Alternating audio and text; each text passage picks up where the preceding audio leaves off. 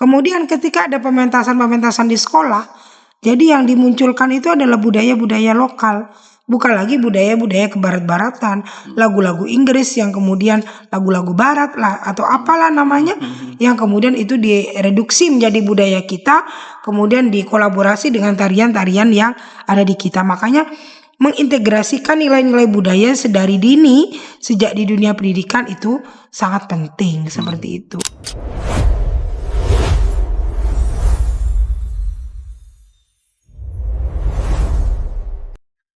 Halo, langsung saja podcast kali ini bersama selamat datang Bu Haji Zeni. Ya, alhamdulillah. Sehat Bu? Sehat. Ini temanya ngobrol bareng Dewan. Nah, topiknya banyak-banyak Bu. Mulai A, B, C, D, F, G adalah. Tapi sebelum itu Bu ya, saya sapa dulu Bu ya penontonnya Bu. Jadi narasumber ini sudah berkali-kali ya ngobrol bareng kita, namanya Bu Hajah Zeni. Beliau dari P3 Bu ya. P3 4 kali periode, 2 di kabupaten, 2 di provinsi. Ketua DPR pernah Bu ya? Alhamdulillah. Oke. Fatayat juga Bu? Fatayat juga. Oke, aktif juga Bu ya? Alhamdulillah. Oke, Bu, kita mau ngobrol soal budaya. Oke. Nah, budaya. Apa kabar Bu, budaya Jawa Timur sekarang? Ya, kalau bicara apa kabar budaya Jawa Timur, alhamdulillah. Kalau kita ngelihatnya fine ya. Tetapi memang budaya Jawa Timur hari ini mengalami tantangan yang cukup luar biasa. Globalisasi dong. Ya, globalisasi pasti ya. Dengan era digitalisasi, kemudian menu-menu budaya internasional yang hari ini masuk ke semua lini, bukan hanya di daerah-daerah metropolis, bahkan di daerah-daerah yang sifatnya pinggiran, pedesaan, budaya-budaya metropolis ini sudah mulai masuk juga. Ini menjadi tantangan bagi budaya-budaya lokal khususnya, karena bagaimanapun juga Jawa Timur ini kan posisinya ada di penghujung timur Pulau Jawa. Kemudian kearifan budaya lokal ini cukup lumayan banyak kalau di Jawa Timur. Bayangkan 38 kabupaten kota, dalam satu kabupaten itu ya puluhan budaya lokal yang ada seperti itu. Sebenarnya kalau kita bicara dari geografisnya, harusnya ini bisa terlindungi dengan baik ya, karena sudah posisi di ujung timur, nggak terlalu ke barat, nggak terlalu ke tengah. Jadi agak jauh dari DKI dan Bandung misalnya gitu ya, yang di situ menjadi pusat turis-turis luar masuk dan membawa kultur budaya mereka. Tetapi ternyata pengaruh dari digitalisasi ini, pengaruh dari globalisasi ini, budaya ini ternyata tidak berpengaruh pada posisi geografis. Dimanapun itu, pengaruh budaya global ini yang arus-arus barat, budaya kebarat-baratan ini yang tidak berdasarkan kearifan lokal, mau tidak mau, suka dan tidak suka, itu sudah mulai merambah dan ini sudah mulai masuk ke daerah pedesaan. Nah, itu yang menjadi tantangan budaya kita hari ini, yang tentu ini wajib kita pagari bareng-bareng. Ya. Mulai dari cara berpakaian. Itu cara berpakaian ya. Sekarang sudah mulai apa Bu ya, mulai ke barat-baratan. Terus kemudian ada lagi cara mereka berteman, mereka bergaul, cara mereka juga berbicara seperti cara mereka itu. berbicara. Kemudian bukan tren-tren lagi, tren-tren yang lain lah, yang sekarang cukup tren. Nah, kemudian kalau Ibu memandang nih Bu, sebagai istilahnya dewan Bu ya, Ibu memandang peran pemerintah di sini apa Bu? Kalau peran pemerintah di dalam memagari posisi budaya lokal ini tentu sangat dibutuhkan, karena bagaimanapun juga masyarakat itu kan mereka memiliki keterbatasan untuk melindungi budaya lokal yang mereka akan lestarikan. Mengapa demikian? Karena budaya itu kan kearifan lokal. Ketika bicara kearifan lokal, maka itu berangkat dari tradisi, berangkat dari hobi. Ketika berangkat dari hobi, dari tradisi, itu kan tumbuh kembangnya itu dari masyarakat sendiri. Berarti kan tumbuh kembangnya itu dari swadaya sendiri, bukan dari program pemerintah yang kemudian itu dijadikan budaya, tapi memang itu yang muncul dari masyarakat itu sendiri.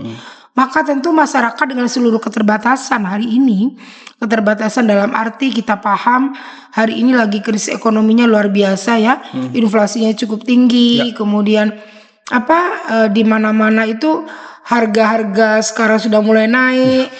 Besok ini sudah harga BBM juga mau naik segala macam seperti itu. Masyarakat kita hari ini tidak lagi berpikir bagaimana melestarikan budaya ini, karena melestarikan budaya ini bukan pekerjaan mudah loh ya. Betul. Melestarikan budaya ini kan bukan hanya butuh effort tenaga, bukan hanya butuh effort pikiran, tapi ini juga butuh finansial, butuh anggaran untuk melestarikan budaya ini sehingga budaya ini bisa dikreasi sehingga ini bisa bersaing dengan yang lain. Nah, maka disinilah pentingnya untuk ada peran pemerintah untuk turut serta melestarikan budaya lokal ini bersama-sama dengan masyarakat. Contoh misalnya peran apa yang bisa dilakukan pemerintah? Pertama, misalnya melalui festival budaya, itu ya. Jadi penting masyarakat, kalau Jawa Timur itu kan ada 38 kabupaten kota. Di tiap kabupaten itu perlu mengadakan festival budaya yang budaya itu berdasarkan kearifan lokal, bukan budaya yang mengikuti arus di luar yang kemudian kekinian. Satu contoh misalnya, Jember itu punya namanya JFC ya, dari dulu itu sampai booming lah kemana-mana. Lah karena Jember itu punya JFC, kadang ada juga banyak kabupaten kota tetangga itu yang meniru itu, gitu ya. Contohnya taruhlah Situbondo. Kita di Situbondo pernah beberapa tahun yang lalu, jadi bahasanya adalah Situbondo Ethnic Carnival, gitu ya. Apa yang ditampilkan? Ya budaya-budaya, orang pakai baju-baju yang kebesaran-kebesaran ala Mojapahit, ala mana lah segala macam ya, ala kerajaan, ada ala saya sampai tidak paham historinya orang pakai baju itu kenapa seperti itu ya. Apakah itu sekedar sebuah karya busana atau memang ada historinya dengan biaya yang sangat mahal gitu. Fantastis ya. Ya fantastis lah. Yang disiapkan APBD kabupaten cukup besar, mereka yang berpartisipasi ke festival budaya yang namanya Situbondo Ethnic Carnival itu juga untuk bisa berpartisipasi itu tidak bisa orang biasa, orang-orang berkelas, harus orang-orang berduit. Lalu apa impactnya? Jadi ya dengan dalih ini untuk impact ekonomi biar orang luar bisa masuk, roda ekonomi bergerak. Tapi faktanya setelah selesai Situbondo Ethnic Carnival ya selesai sudah. Nggak ada satu jejak nilai histori budaya yang bisa dilestarikan karena memang budaya lokalnya tidak muncul. Paling banter budaya lokalnya muncul itu adalah beberapa jenis tarian yang ditampilkan di awal. Nah, oleh karena itu penting kabupaten kota itu ngadakan festival budaya, tapi festival budaya dalam tanda kutip, yang itu menampilkan budaya lokal di masing-masing kecamatan. Iya, jadi kalau kita kayaknya Situbondo ada 17. Per kecamatan ini apa budaya kearifan lokalnya yang menonjol? Syukur-syukur ini bisa berbasis desa seperti itu ya. Sehingga anak-anak muda kita, masyarakat kita yang tidak mengenal budaya lokal tradisi di masing-masing tiap kecamatan, di masing-masing tiap desa, mereka bisa paham itu. Jadi paham. Sehingga mereka tidak alurnya ke barat-baratan, tapi mereka tetap berdasarkan kearifan lokal yang kita punya. Nah ini yang maksud saya perlu ada peran pemerintah, karena kan tidak mungkin masyarakat mengadakan festival budaya seperti itu. Terlalu besar budgetnya, dan nggak mungkin kan ditanggung gotong royong. Yang kedua juga perlu ada peraturan daerah di tiap kabupaten kota untuk melindungi budaya dan kearifan lokal yang ada. Lah seingat saya di Situbondo ini dulu pernah ada perda tentang pelindungan cagar budaya. Nah itu salah satu contoh ya. Tapi masih pada skup cagar budaya. Kalau cagar budaya itu kan tempat ya, bukan pada tradisi budaya, tapi lokasi-lokasi, lokus-lokus ya itu menjadi punya nilai sejarah, punya nilai budaya yang kemudian itu dilestarikan dan menjadi kewajiban pemerintah untuk melindungi itu. Jadi pernah juga ada peraturan daerah itu seperti itu. Jadi begitu-begitu peran pemerintah ya. Ada festival budaya, kemudian ada peraturan daerah untuk melindungi kelestarian budaya lokal yang kita miliki. Kemudian apalagi peran pemerintah yang bisa dilakukan, tentu berkolaborasi dengan seluruh stakeholder yang ada. Karena dengan kekuatan pemerintah daerah pun saya pikir tidak mungkin. Tetapi perlu ada kolaborasi lah. Entah itu dengan dunia usaha juga seperti itu, dengan lembaga-lembaga pendidikan seperti itu. Kemudian yang keempat, apa contohnya peran pemerintah melakukan integrasi nilai-nilai budaya itu dalam kurikulum pendidikan, itu penting. Masuk muatan lokal, Bu ya. Masuk muatan lokal. Contoh dulu ketika saya masih kecil itu pelajaran bahasa daerah atau bahasa Madura itu ada. Ada, Bu ya. Dulu ada. Kemudian menulis dengan anacaraka itu dulu masih ada. Dulu ada. Lah hari ini kita sudah amat sangat jarang menemukan anak-anak kita sudah tidak bisa menulis anacaraka. Dulu saya anacaraka data sawala itu segala macam itu kita hafal itu. Tulisan Sanskerta. Betul.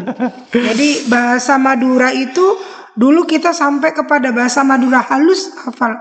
Hari ini anak-anak kita tidak hafal.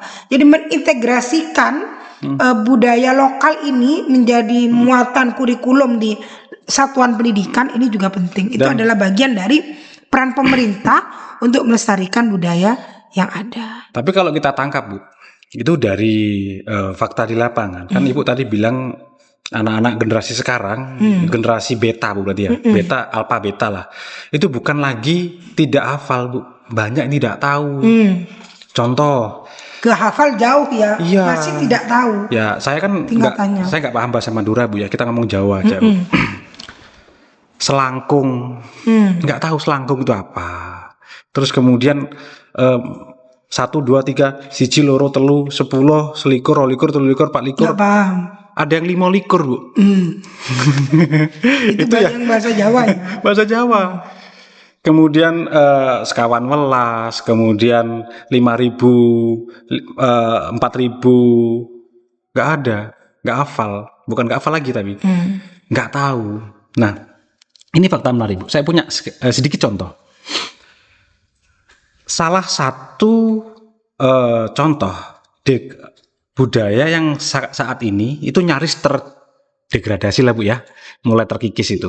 Ketika saya kecil, Bu, saya masih ingat betul. Waktu Lebaran, itu biasanya dari rumah ke rumah. Misalkan dari A ke rumahnya B. Terus nantinya dari B balik ke rumahnya A. Terus gini, Bu. Kayaknya itu rame. Oh, happy. Euforianya dapat lah, Bu. Cuman sekarang enggak. Mulai terkikis. Kita sholat Id, ketemu di masjid, salam-salaman. Sudah selesai. Habis siang, tempat wisata. Yang rame. Tapi suasana Lebaran.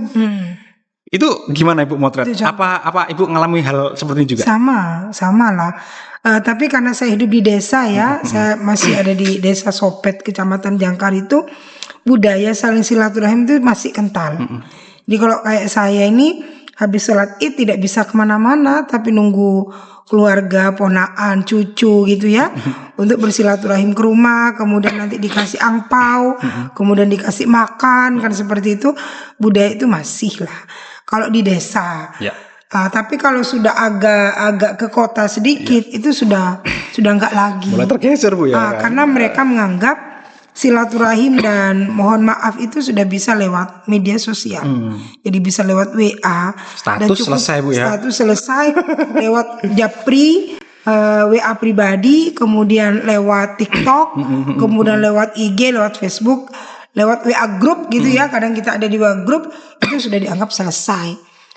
Padahal itu kan tidak bisa menggantikan posisi silaturahim yang itu menjadi ruh budaya adat ketimuran kita. Saya sepakat, Bu. Seperti itu. Itu kalau misalkan hal seperti ini itu berlanjut terus-menerus tanpa ada upaya penekanan atau pemahaman kepada mereka, baik dari sisi pemerintah, kemudian mereka yang punya inilah wewenang, Bu ya, istilahnya. Itu akan terjadi apa ya, Bu? Mungkin benar-benar akan punah hal seperti ini, Bu. Ketakutan ini seperti ini mungkin nggak, Bu, terjadi? Ya, kita ngomong simpel aja soal ini aja. Sangat mungkin itu terjadi. Nggak usah jauh-jauh, hari ini orang resepsi lah. Ya kalau dulu di desa-desa orang resepsi itu ya hiburannya ya ludruk kan gitu ya, saronin gitu. ada istilah di saya itu juga mamaca gitu ya, selamatan tapi kemudian dibacain Al-Quran tapi dengan nada-nada lagu kayak orang apa ya, orang ecung gitu ya, Diindah-indahkan lah. diindah-indahkan. Kemudian mereka dimandikan, lah budaya-budaya gitu dulu masih ada, masih kental. Hari ini kan sudah enggak lagi. Jadi kalau di desa-desa hari ini ya sudah ada resepsi, ada resepsinya, kemudian setelah resepsi ya elektron. Lah sudah budaya-budaya semacam ludruk itu sudah mulai terkikis. Terkikis, Bu. Lah, Apa ini ludruk itu, Pak ya? padahal ini adalah budaya lokal yang memang sejak zaman Wali Songo. Di mana-mana ini dijadikan media untuk menyebarkan agama Islam. Dan konten-kontennya itu konten-konten mendidik gitu loh. Konten-konten mendidik karena sejarah-sejarah perjuangan seperti itu.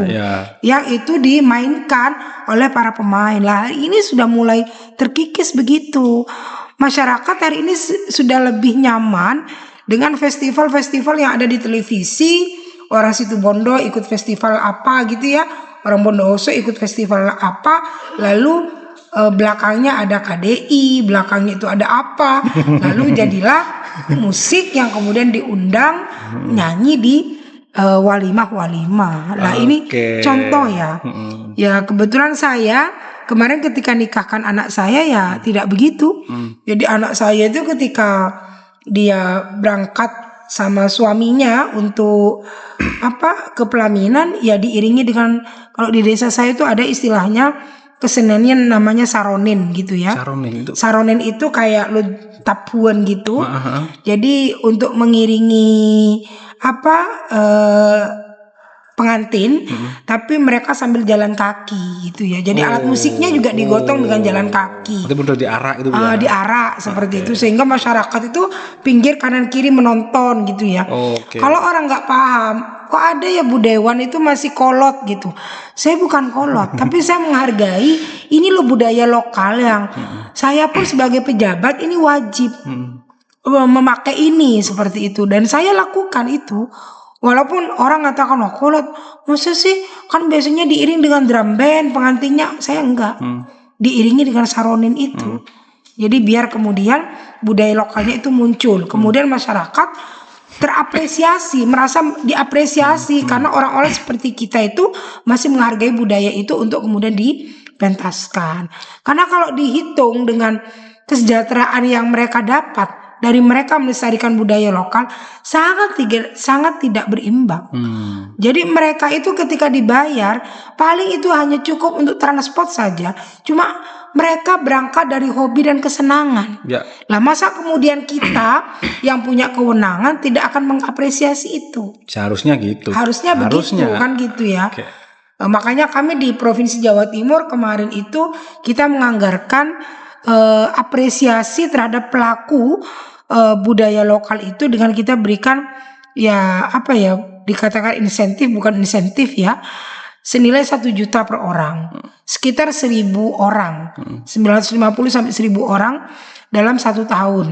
Jadi nanti tahun depan kita anggarkan lagi, otomatis orang yang dapat sekarang itu sudah gantian, yang sudah dapat nggak dapat dulu ganti kepada, hanya bagian dari cara kita mengapresiasi. Walaupun saya pikir itu jauh dari nilai cukup untuk mengapresiasi kecintaan mereka kepada budaya lokal sampai kemudian mereka memiliki tanggung jawab untuk melestarikan itu. Bu, tadi saya kepikiran ketika Ibu ngomongin soal hajatan atau pernikahan. Bu, katanya ini kalau salah dibenarkan Bu ya. Di Situbondo ini kayaknya saya pernah dengar itu ada sebuah adat atau sebuah tradisi atau sebuah budaya lah ya mungkin ya.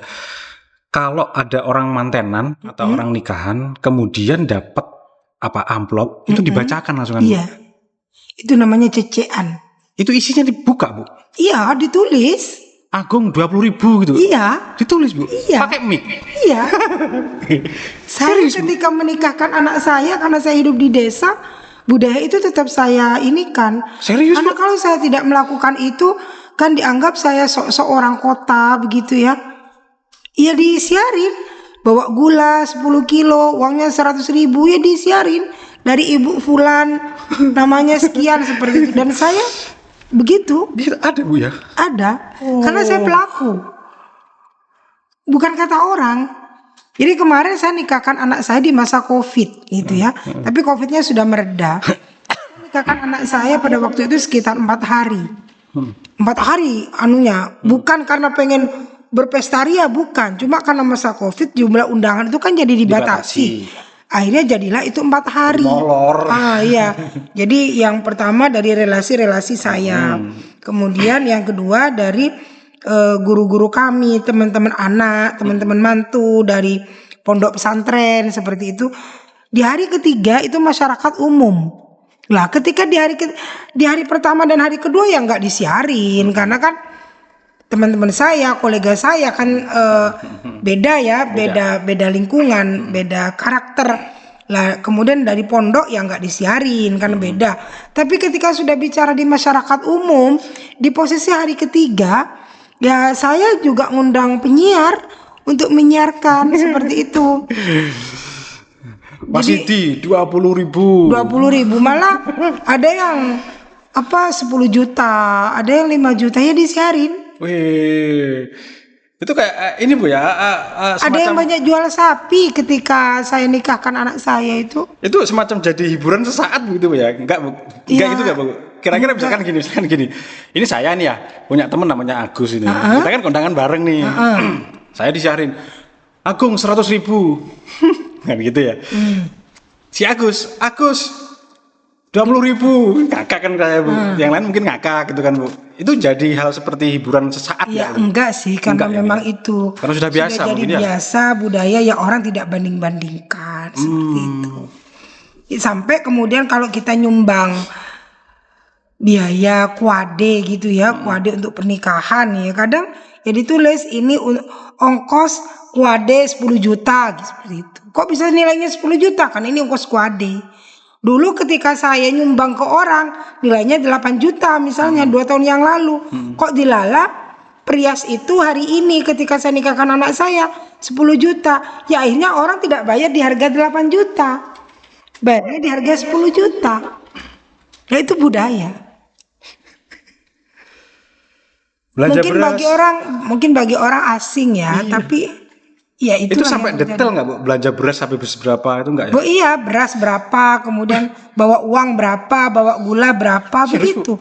Itu berarti Iya. semua LPG dibacakan itu Bu? Setelah itu kalau sekarang itu diinput pakai komputer, sudah ada laptop kan ya. Kalau dulu ditulis manual.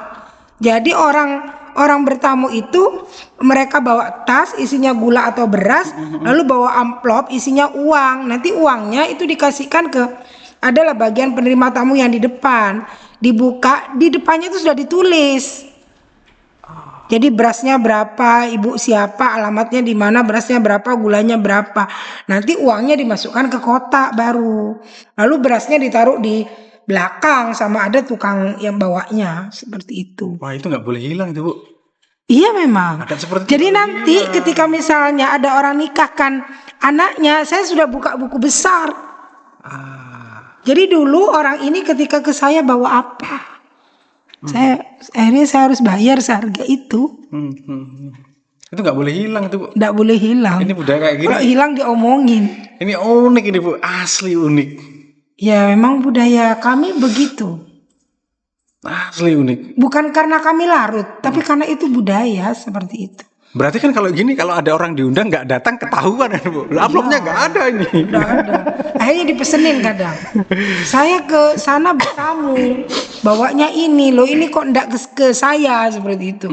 Tapi ya bagi mereka yang masih inilah, kalau saya enggak, mungkin orang lagi susah, lagi apa ya enggak, kalau saya diem aja sih. Seperti itu. Kalau di tempat saya nggak ada soalnya Bu. Ya cuman. Ya kalau di bawa situ apa, Bondo, secret lah. situ Bondo wilayah timur ya, itu ada. Ya pokoknya situ Bondo di spot-spot tertentu itu ada. Kalau di daerah kota kayak di sini nih sudah enggak, sudah resepsi. Kalau di saya masih seperti itu. Kemudian nanti ada lagi budaya di saya ketika mantenan itu kalau ada ludruknya gitu. Jadi setelah manten mau turun itu ya semua keluarga itu naik ya, salaman uang, ngasih uang kayak gitu, ada dikalungin uang gitu.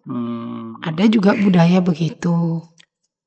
Bu, kalau ngomongin budaya sekarang Bu ya, budaya yang sekarang, pokoknya budaya saat ini lah Bu, budaya saat ini yang sekarang mati-matian dipertahankan dan dilestarikan oleh pemerintah dan juga oleh para aktivis, mungkin para pegiat-pegiat seni, itu relevan nggak Bu bagi generasi sekarang, generasi alpha beta lah mungkin Bu? Ya menurut saya relevan-relevan aja, Masih bisa diterima sebenarnya Bu ya? masih bisa diterima dengan baik. Cuma tinggal bagaimana mempromosikan itu aja gitu ya. Karena kalau tidak ada promosi juga ya anak-anak muda kita kan tidak pernah paham. Lah makanya penting apa yang saya bilang tadi itu ada festival budaya. Kalau tidak pernah dilakukan seperti itu ya nggak akan pernah ada. Dan anak-anak muda kita hanya akan mengenal musik. Hanya akan mengenal jazz kan gitu. Ya. Hanya akan mengenal apa ya musik-musik tertentu yang kemudian diiringi oleh DJ kan seperti itu. Justru kan sekarang yang muncul di TikTok itu DJ kayak gitu. Seperti itu. Maka menurut saya kalaupun toh hari ini budayanya globalisasi gitu ya, semua arus sudah masuk, tetapi nilai-nilai itu tetap harus diperkenalkan kepada anak-anak kita. Maka dari mana itu kita mulainya dari bangku sekolah. Jadi sedari awal di bangku sekolah nilai-nilai budaya lokal, kearifan lokal itu sudah diperkenalkan ke anak-anak kita. Sehingga ketika mereka keluar sudah tidak menjadi bahan yang asing. Maka pemerintah juga perlu mempromosikan ini, budaya-budaya lokal ini. Itu karena jejaring pemerintah kan lebih luas seperti itu, penting itu. Jadi saya pernah sih ketika dulu ikut kunjungan kerja, pernah di satu wilayah itu ketika kita kunjungan kerja ke DPRD tertentu. Jadi kita duduk sambil menunggu tuan rumah itu, yang ada di slide itu adalah Pemdanya itu menampilkan apa? Menampilkan wisata dan budaya lokal yang mereka punya di daerah itu. Sehingga bagi tamu dari luar itu paham apa sih yang dimiliki daerah wisata yang dimiliki oleh kabupaten ini, budaya lokalnya apa? Mereka paham seperti itu. Nah ini adalah bagian cara pemerintah selain festival budaya ya. Kalau festival budaya itu kan butuh anggaran yang lumayan. Nah, tapi kalau mempromosikan melalui kewenangan pemerintah daerah, eksekutif, legislatif terhadap tamu-tamu di luar itu kan penting seperti itu. Bu, menurut Ibu butuh nggak Bu ini Bu strategi misalkan gini, banyak anak muda sekarang saya menilai itu ya bukan banyak lah, ada lah ya pokoknya anak-anak muda itu yang tidak mengakui budaya daerah itu hanya karena nggak menarik satu, kemudian sudah kuno itu dua, terus yang ketiga mungkin nggak bangga itu loh Bu, kita punya itu nggak bangga. Nah tapi ketika muncul diklaim lah budaya itu diklaim oleh negara lain, baru sok-sok merasa yang paling memiliki. Nah itu ada nggak Bu strategi yang mungkin bisa dilakukan lah atau didorong oleh pemerintah baik dari dewan atau dari eksekutif mungkin, bagaimana membuat mereka ini bangga gitu terhadap budaya? Mereka. Pertama integrasi nilai budaya dalam kurikulum satuan pendidikan. Itu mau tidak mau harus menjadi strategi seperti itu ya, sehingga mulok kita, muatan lokal kita itu juga memiliki nilai budaya selain urusan nilai-nilai kepemimpinan ya, pramuka dan segala macam itu harus gitu ya. Muatan lokal ini perlu diperkuat, perlu sedari awal, sedari dini, atau dirombak total Bu cara pengajarannya atau gimana? Ya diintegrasikan. Diintegrasikan itu bisa jadi memang potensi-potensi seni yang dimiliki anak-anak kita itu diasah, kemudian dipetani, diinventarisasi, kemudian mereka yang memang memiliki bakat seni, kemudian mereka di kursus tersendiri dengan berdasarkan kearifan lokal yang ada. Itu bisa seperti itu. Jadi muatan lokal, kegiatan ekstrakurikuler kan modelnya seperti itu.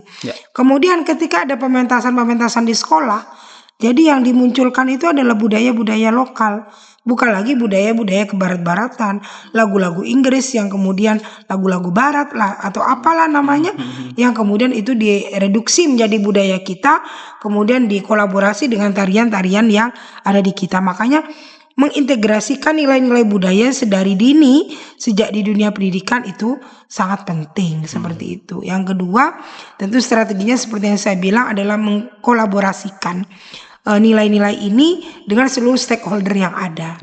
Ya, sehingga ketika misalnya pemerintah daerah atau stakeholder dunia usaha ada event-event tertentu, bagaimana yang ditampilkan ini di pembuka, di tengah acara atau di pamungkas acara, ini adalah budaya lokal di daerah itu. Itu mungkin kalau Jadi diperdakan bisa Bu ya? bisa, Wajib. Artinya bisa, misalkan khusus untuk instansi negara ada acara apapun wajib bisa. Kan semua seremonial tergantung, pakai. semua kan tergantung dari goodwill ya, para pengambil kebijakan seperti itu.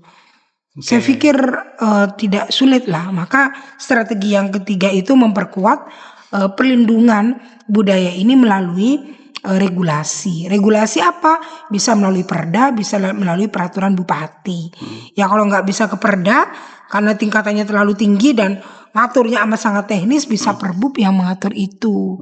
Kalau surat edaran kayaknya Kurang Bu ya? kurang menggigit. Tapi kalau perbub itu lumayan lah seperti itu. Kemudian tentu yang keempat, strategi yang keempat memberikan perhatian dari sisi pengalokasian anggaran.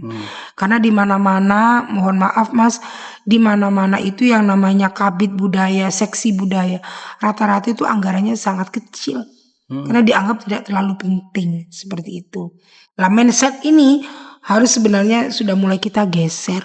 Bahwa budaya ini bukan tempat pembuangan para pejabat yang ngurus-ngurus budaya ini gitu loh ya, ngurus-ngurus seni ini gitu ya. Tetapi memang mereka dibutuhkan orang yang punya kreativitas, punya inovasi, punya kesabaran, punya insting seni, sehingga dari itu ketika misalnya butuh backup anggaran, bagaimana itu bisa didorong secara bersama-sama. Kalau Komisi E sendiri punya nggak Bu program untuk nguri-uri pelaku seni budaya atau kebudayaan itu sendiri Bu? Ya, Ada nggak? kita per dapil kemarin itu kita turun bersama Dinas Pariwisata, Pemuda dan Olahraga untuk metani pelaku seni dan budaya untuk memberikan apresiasi pelaku budaya. Yang saya sampaikan nilainya ya kalau menurut kami mungkin dianggap nggak seberapa ya, tapi saya pikir bagi pelaku seni ini sangat bermanfaat, senilai 1 juta. Seperti itu. Ada Lumayan banyak lah kita kemarin mengalokasikan itu. Dan itu rata-rata teman-teman Komisi E itu turunnya di semua dapil, di semua kabupaten yang ada di se-Jawa Timur, tapi bersama dengan Dinas Pariwisata. Sekaligus memberikan sosialisasi kepada pelaku seni itu agar tentang pentingnya melestarikan nilai-nilai budaya yang ada. Sebagai bentuk apresiasi kami. Walaupun saya pikir nilainya itu tidak besar ya, tapi itu adalah bentuk cara kami untuk kepedulian kan nggak dinilai dengan matematika Bu. Iya. Yang penting kita ikhlas, sudah selesai. Ya terima kasihlah kepada pemerintah, baik dari pejabat dewan atau mungkin dari eksekutif yang kiranya sudi mau turun lapangan kemudian memberikan apresiasi terhadap para pelaku seni. Kita terima kasih dan Ibu terima kasih. Bu, kita ngomongin ini Bu. Fungsi Bu, kita mengenai fungsi pengawasan DPR soal kebudayaan. Ini kan di naungan Komisi Ibu ya? Komisi E. Sampai sejauh apa? Kalau bicara fungsi pengawasan tentu ini melekat di dapil masing-masing ya. Karena semua dapil itu, semua kabupaten memang tidak semuanya ada anggota DPRD provinsinya. Maka fungsi pengawasan dan monitoring yang kita lakukan tentu kita bekerja sama dengan Dinas Pariwisata yang ada di kabupaten kota. Sehingga dengan sinergitas antara provinsi dengan kabupaten, maka kabupaten ini menjadi kepanjangan tangan dari provinsi untuk melakukan pemetaan terhadap kondisi budaya lokal yang ada di daerahnya masing-masing. Lah kemudian kami di Jawa Timur itu, kalau di Jakarta itu kan kami punya anjungan ya. Jadi ya anjungannya Jawa Timur itu untuk apa? Untuk menampilkan hal-hal yang sifatnya lokal untuk kemudian diketahui oleh masyarakat dunia. Contoh, kalau yang dari situ Bondo ini yang masuk di posisi anjungan itu adalah rumah tabing tongkok, gitu ya. Apa itu Bu? Rumah adat Madura yang tidak ada kacanya gitu, open di depan itu. Rumah tabing tongkok lah itu menjadi kebanggaan Jawa Timur yang kita menjadi salah satu ikon di anjungan Jawa Timur yang ada di Taman Mini. Seperti itu. Itu contoh ya. Itu adalah bagian cara kami melestarikan. Jadi monitoringnya begitu, pendampingannya begitu. Jadi ketika misalnya kita turun ke satu kabupaten kota, apa di situ? Oh, di sini ternyata ada budaya lokalnya. Budaya itu kan bukan hanya tarian ya, tapi ya budaya itu bisa kuliner kan ya, Iya. bisa tempat lokasi tertentu, rumah atau apa gitu ya. Kebiasaan pun jadi Kebiasaan budaya. ya. Jadi kebetulan nilai Situbondo yang diangkat ke sana itu. Kalau tarian-tarian itu biasanya Gandrung, Banyuwangi gitu ya. Kemudian Reog, Ponorogo. Sehingga ketika misalnya di hari-hari tertentu di Taman Mini, maka tari-tarian lokal Jawa Timur itu ditampilkan. Tentu kami berkolaborasi dengan siapa? Dengan kabupaten kota. Oh, ini sekarang misalnya giliran Situbondo nih, apa kemudian yang akan ditampilkan di Situbondo? Jadi itulah bagian pendampingan, cara kami melakukan pendampingan, monitoring dan kontrol, bukan hanya melestarikan di tingkat lokalnya, tapi membawa itu ke tingkat dunia seperti itu. Jadi itu yang kita lakukan. Bu, untuk saat ini apakah para pelaku seni itu sudah masuk dalam kategori prioritas perlindungan sosial? Misalkan kalau ada pemerintah ada program bantuan apa itu, Bu? Masih belum. Masih belum, Bu ya? Karena hari ini ketika bicara bantuan-bantuan, kita masih fokus kepada data kemiskinan. Oh. Berdasarkan DTKS, Bu ya? ya DTKS, kalau istilahnya dulu DTKS, sekarang itu desil ya, desil 1, desil 2, desil 3. Jadi kita masih fokus kepada itu. Jadi tidak lokus kepada ini pelaku seni. Itu masih belum. Karena spesifik, memang angka kemiskinan masih tinggi, masih banyak kemiskinan ekstrim, sehingga kita masih lokusnya ke situ seperti itu. Terus kemudian ini saya ini, Bu ya, melihat beberapa referensi konon itu anggaran yang paling mudah digerogoti itu kebudayaan.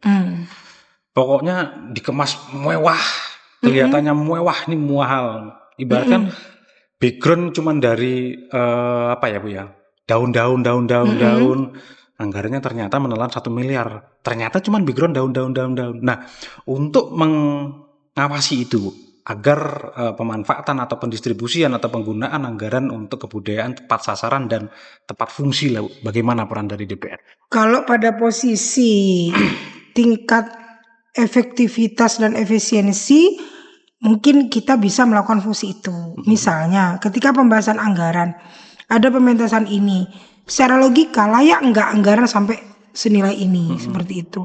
Tapi kalau sudah pada posisi aplikasi, apakah anggaran itu bocor yang disiapkan oleh yang sudah didok di APBD kemudian dilaksanakan itu bocor atau tidak, sesuai spek atau tidak, ada markup atau tidak, itu sudah bukan pada ranah kami. Karena di eksekutif itu ada namanya tim pengawas internal APIP yang dalam hal ini adalah inspektorat. Berarti Dewan hanya saringan di awal, Bu ya? Ya, ketika kami pada posisi perencanaan penganggaran. Perencanaan ya? Perencanaan penganggaran. Ketika posisi realisasi itu memang sudah menjadi kewenangan murni eksekutif. Yang kemudian fungsi kontrolnya, monitoringnya itu ada inspektorat kalau di internal eksekutif. Nanti biasanya pada posisi bulan 2, bulan 3, BPK lah yang kemudian turun untuk menyampel penggunaan anggaran itu sesuai atau tidak, markup atau tidak, seperti itu. Jadi memang kita ada ranah-ranah tersendiri yang nggak bisa kita tembus. Artinya kalau DPR nggak bisa lah kemudian ini nggak sesuai, ini anunya nggak bisa ketika posisi realisasi itu sudah bukan ranahnya anggota dewan. Posisi perencanaan iya. Ini nggak logis, ini terlalu besar, ini harusnya cukup sekian, maka yang mencoret, yang merekomendasi, yang merubah besarnya anggaran itu DPR pada fungsi perencanaannya. Saya pikir fungsi bisa sampai mengawasi sampai enggak sampai, Bu ya. Itu sudah ada APIP. Sudah ada inspektorat yang mengawasi itu. Oke. Bu, kemudian kalau saya melihat ini kan era modern, Bu ya. Globalisasi sudah masuk, di mana gadget, aplikasi, media sosial sudah semakin banyak. Ini kan menggerus, mendesak kita dengan arus yang cukup deras. Kalau kita menahan, kita akan hancur. Cuman kalau kita ikut, ada 2 kemungkinan, kita hanyut atau kita survive. Kan gitu, Bu. Dalam konteks budaya ini yang saya lihat, bisa nggak, Bu, kira-kira, Bu, teman-teman sosial budaya ini memanfaatkan ini untuk eksis? Ya harus, bukan bisa. Hari ini harus dimanfaatkan. media sosial, digitalisasi harus dimanfaatkan.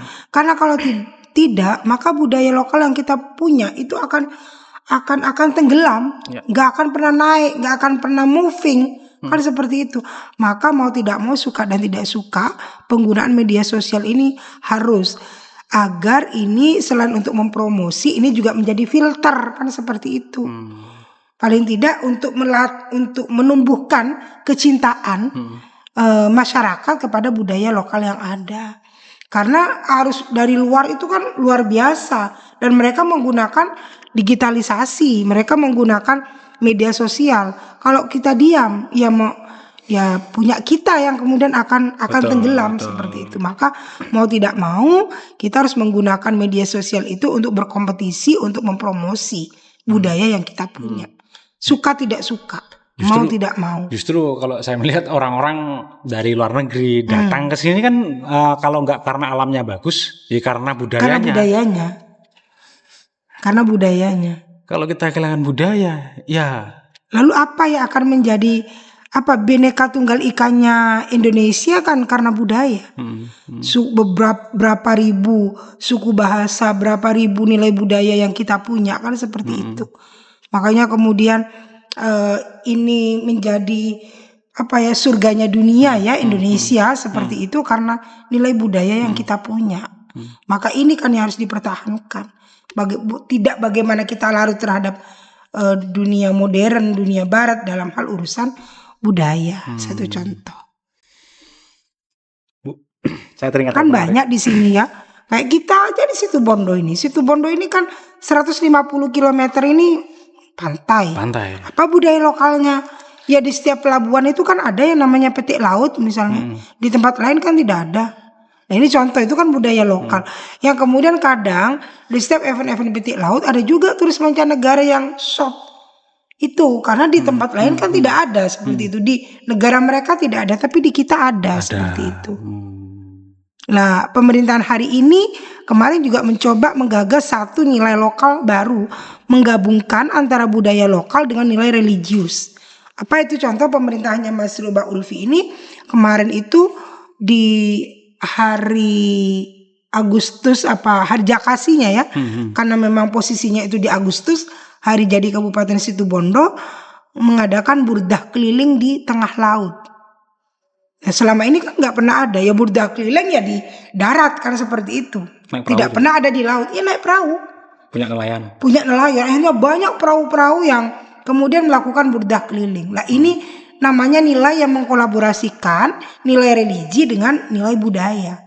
Dan itu bisa sehingga memunculkan satu budaya baru yang tidak ada. Yang mungkin kemungkinan di Harjakasi akan datang itu akan diulang lagi dengan event dan momen yang lebih besar. Kemarin kan karena masih baru permulaan kita baru mencoba. Ternyata antusiasme masyarakat tinggi, luar biasa. Karena tidak pernah ada.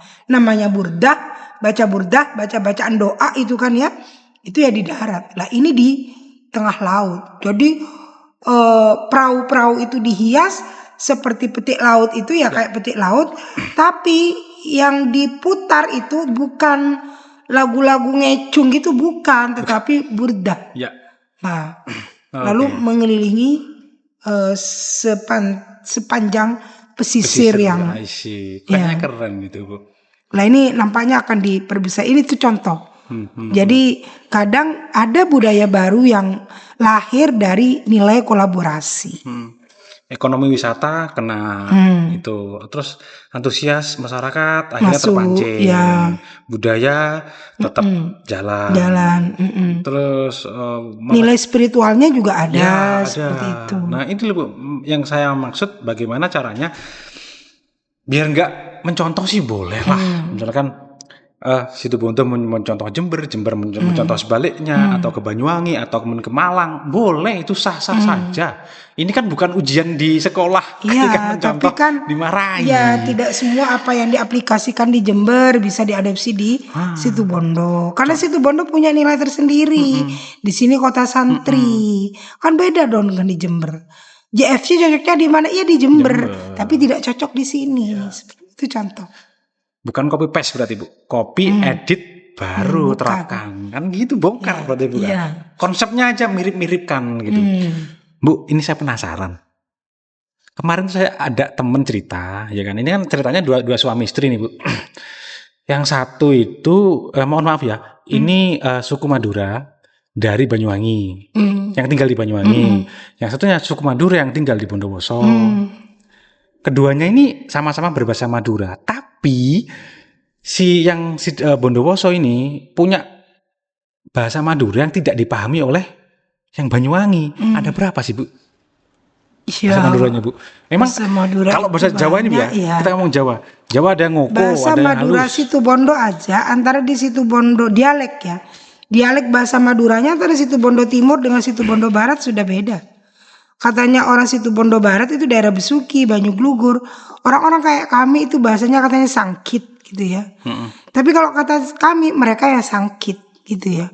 Kami dengan Bondowoso beda. Kami dengan di Bangkalan Maduranya beda. Kosakata, Bu. Yang mungkin contoh Ada aja. kok ya, misalnya beda lo mungkin. ya, kami dengan Bangkalan. Lo itu kalau di kami ya kayak celok gitu, kecut ya. Ya. Kalau di sana lo itu tidak. Itu contoh. Oke. Sehingga ya kalau kita ke Madura itu ya juga cukup hati-hati juga ya.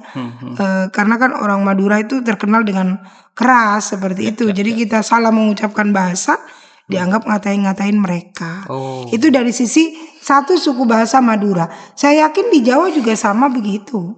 Jadi Jawa antara Banyuwangi dengan Jawa dengan di Solo atau Jawa dengan di mana, saya pikir juga berbeda seperti itu. Nggak ada semacam KBBM untuk Kamus Besar Bahasa Maduranya itu nggak ada, Bu, ya? Iya, hari ini belum ada ya. Belum ada, Bu, ya? Hari ini belum ada. Kalau misalkan Jawa, Sanskerta kan ada. Ini ada semuanya kan kamusnya.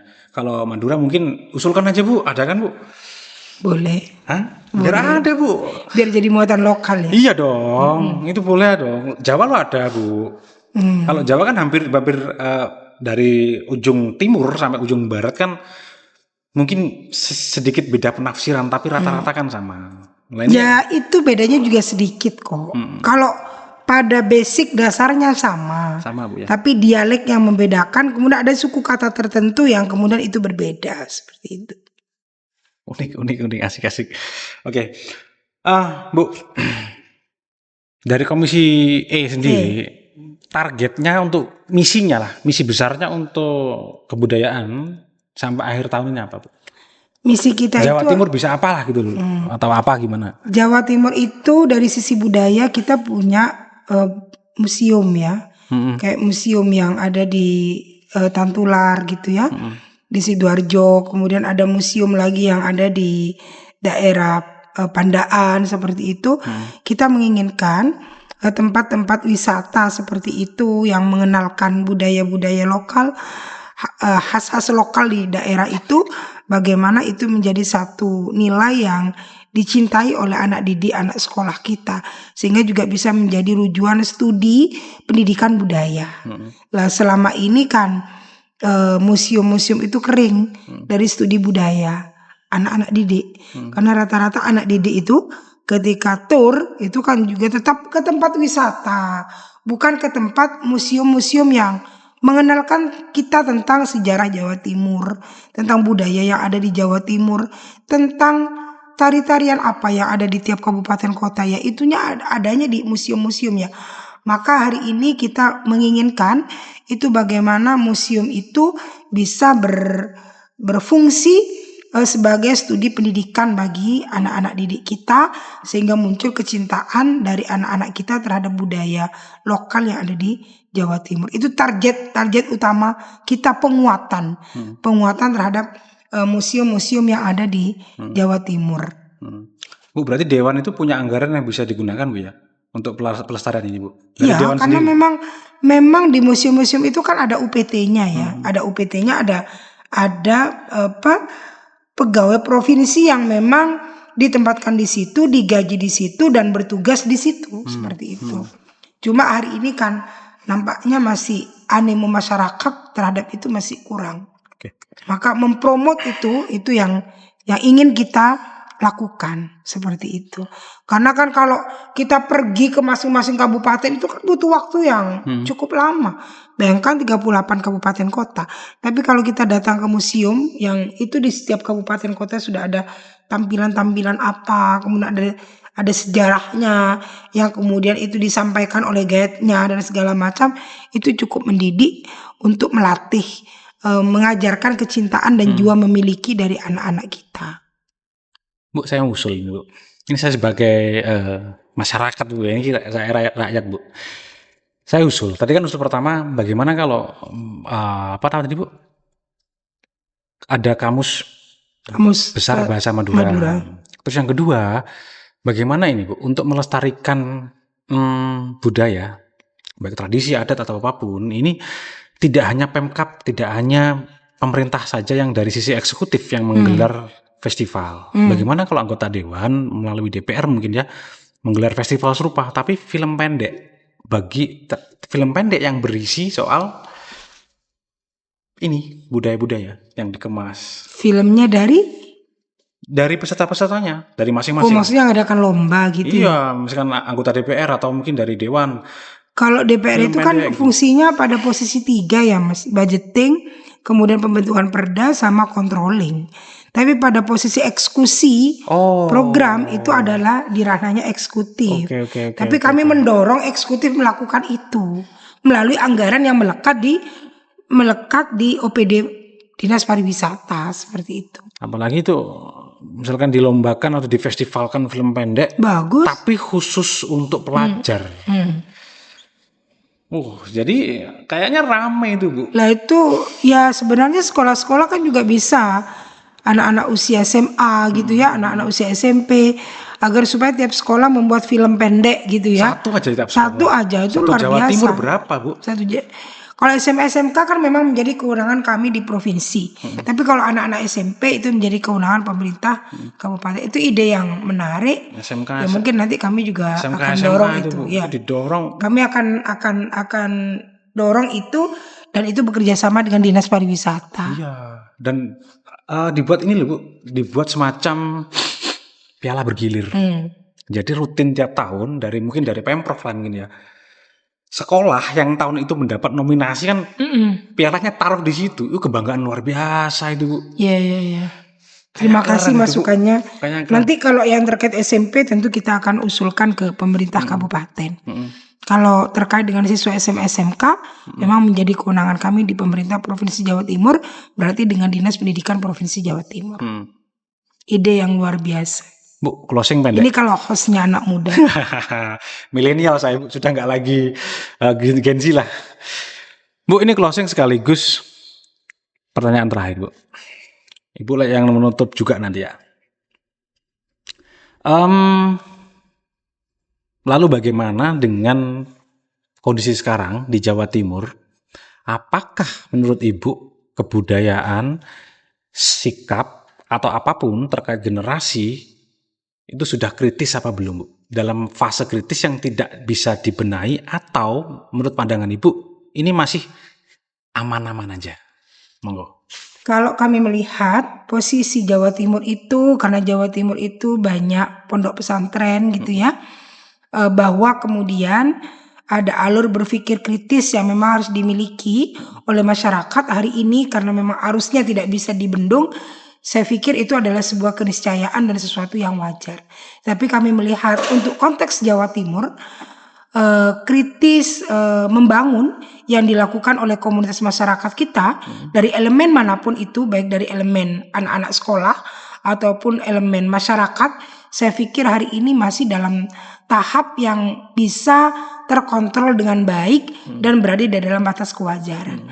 Tidak ada hal yang amat sangat mengkhawatirkan karena memang peran pondok pesantren seperti itu ya, tokoh-tokoh agama, tokoh-tokoh masyarakat dalam membentuk frame pemikiran masyarakat kita itu masih cukup kuat di Jawa Timur. Kalau kami melihatnya seperti itu. Oleh karena itu sekalian ini menjadi closing statement kami bagi masyarakat Jawa Timur, khususnya Situbondo, Bondowoso, Banyuwangi, tapi karena radar ini skupnya bukan hanya di 3 kabupaten, tapi masyarakat Jawa Timur.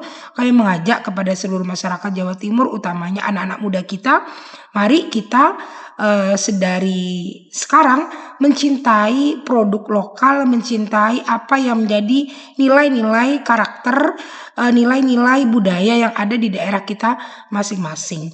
Karena nilai-nilai budaya yang ada di daerah kita masing-masing itu menjadi satu khazanah, kekayaan tersendiri yang menjadi satu potensi yang kalau kemudian ini dikelola dengan baik, ini justru akan menghasilkan satu nilai ekonomis yang luar biasa, dan inilah yang akan menjadi daya tarik dan ciri khas daerah kita, entah itu kabupaten, kecamatan, atau desa yang bisa kita jual ke luar. Oleh karena itu, berbanggalah dengan budaya yang kita punya.